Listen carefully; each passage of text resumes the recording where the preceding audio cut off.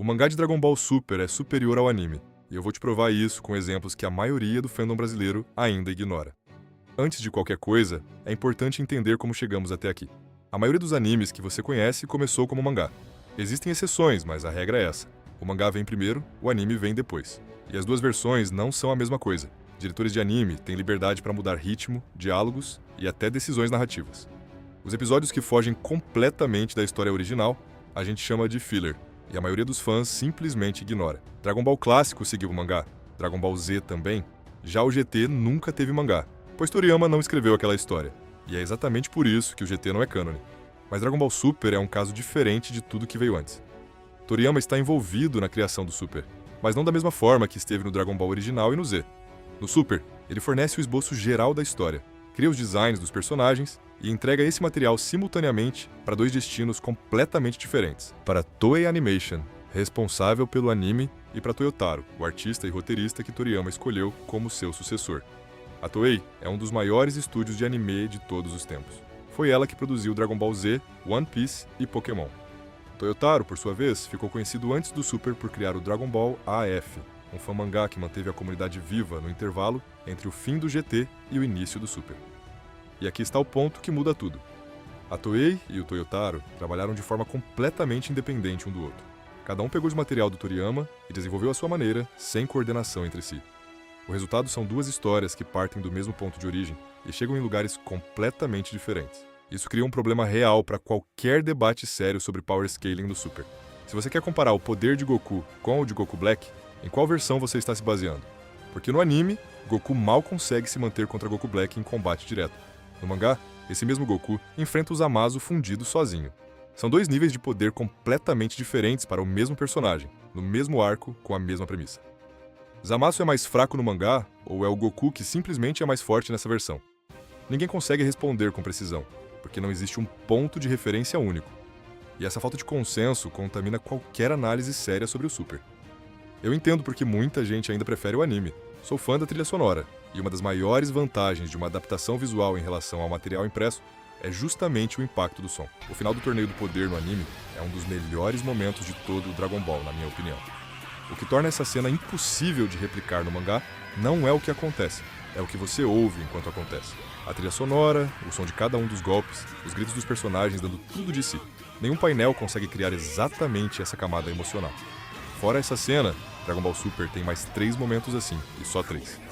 O Goku usando o Kaioken sobre o Super Saiyajin Blue, a revelação de Goku Black, e o primeiro uso do instinto superior. Nesses 3 instantes específicos, o anime entrega algo que o mangá simplesmente não consegue replicar. Mas fora desses 3 momentos, o mangá é superior, e eu vou te mostrar exatamente por quê. O mangá do Super saía uma vez por mês, às vezes o intervalo era ainda maior. E eu vou ser honesto, tinha mês que eu simplesmente esquecia que um novo capítulo estava chegando. Na minha opinião, a empolgação vai diminuindo naturalmente quando o ritmo é esse.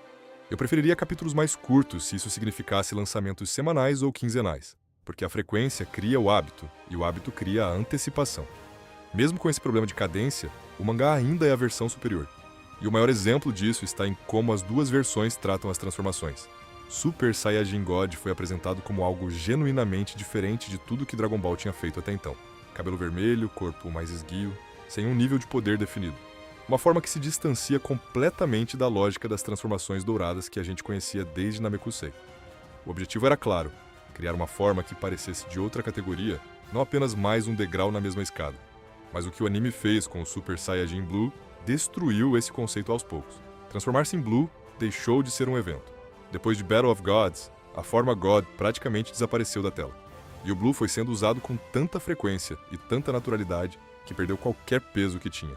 Ficou parecendo um Super Saiyajin comum, só com outra cor. Pensa no que o Z fez diferente. Depois da luta contra Frieza em Namekusei, Trunks, Goku e Vegeta tiveram cenas dedicadas exclusivamente ao momento de se transformarem em Super Saiyajin pela primeira vez. O anime parou para registrar aquilo. Havia uma cerimônia em torno da transformação, uma consciência de que aquele momento precisava de peso, precisava de espaço.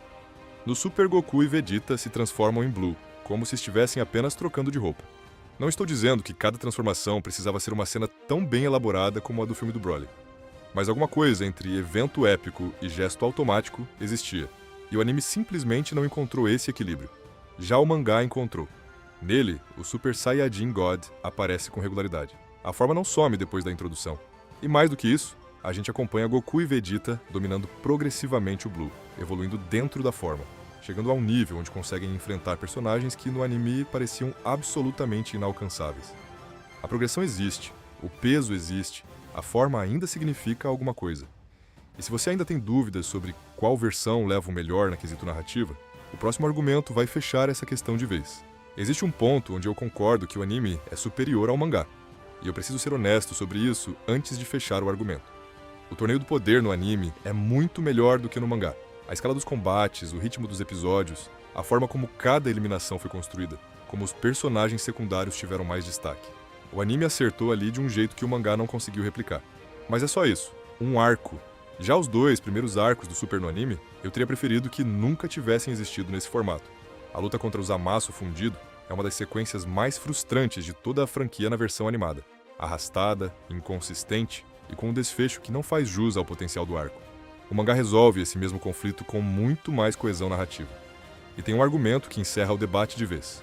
O melhor arco de Dragon Ball Super não existe no anime.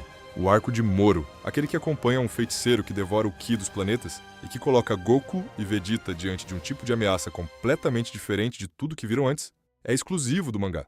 Não há versão animada, não há episódios. Se você só assistiu ao anime, você nunca teve acesso ao melhor que o Super já produziu. E hoje o mangá não é apenas a versão superior. Ele é o único cânone oficial de Dragon Ball Super, enquanto não houver novo anime. Não é uma questão de preferência, é a realidade atual da franquia.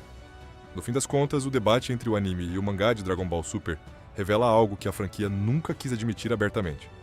As 2 versões contam histórias diferentes, mas apenas uma delas está construindo o futuro do cânone. Se o mangá é o único registro oficial do Super hoje em dia, então tudo que o anime contradiz deixou de fazer sentido dentro da lógica da obra. E isso significa que anos de debates de power scaling, baseados exclusivamente no anime, foram construídos sobre uma fundação que a própria franquia já abandonou. Mas deixa aí nos comentários, você também prefere o mangá ou ainda assim gosta mais do anime? E se você curte esse tipo de análise, sem hype vazio e com respeito pela obra, se inscreve no Shonen Verso. O canal tá no começo, mas a proposta é criar uma comunidade de quem gosta de verdade desse tipo de debate. Até o próximo vídeo e muito obrigado por assistir.